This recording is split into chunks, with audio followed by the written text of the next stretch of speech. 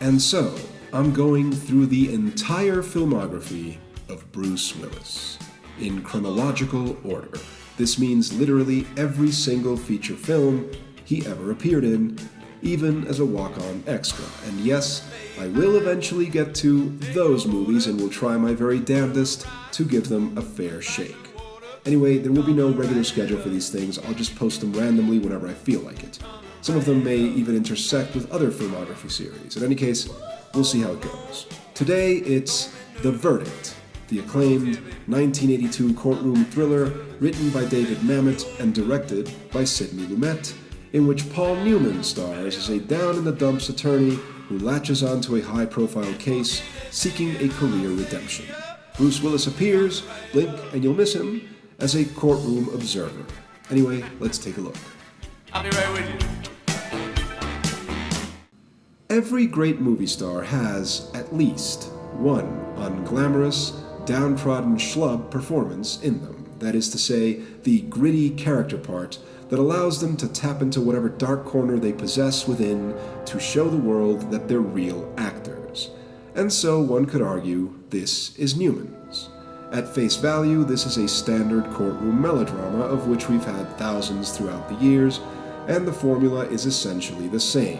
It is, of course, a David and Goliath type of narrative where the good, poor people of the world eventually stick it to the cold, calculating, and yes, we must be truthful, evil company with the pricey, slick lawyer, preferably give him a transatlantic accent and have him be played by someone like James Mason, and absolutely no remorse in their hearts. It works perfectly fine on that level, as in, if you want to see a classy drama that checks off all the boxes, the plaintiffs have the odds stacked against them, then they don't, then they do, then deus ex machina. Then this one does it about as well as all the others, and maybe even a little bit better.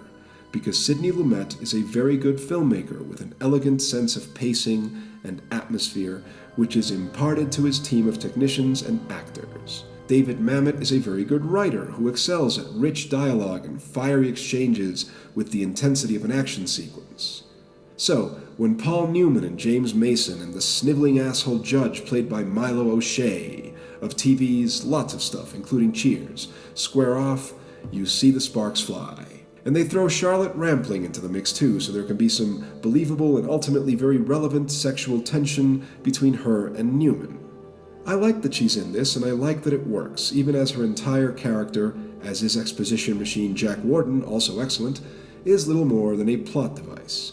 But at the end of the day, this thing belongs to Paul Newman. He's fantastic. You buy him as a guy who never got the chance to be great, even though he's fucking Paul Newman. You buy him as an alcoholic who can barely play the pinball machine at his favorite watering hole.